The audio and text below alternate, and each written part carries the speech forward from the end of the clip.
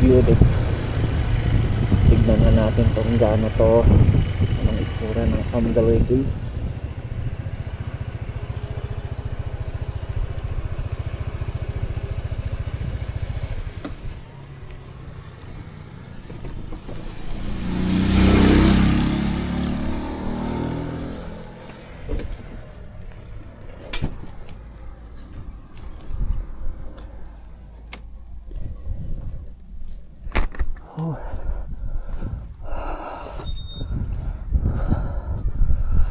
Wow,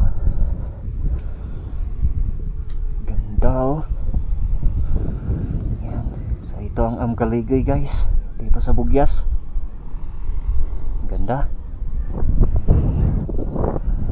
Kikita nyo naman yung mga vegetable farm nila.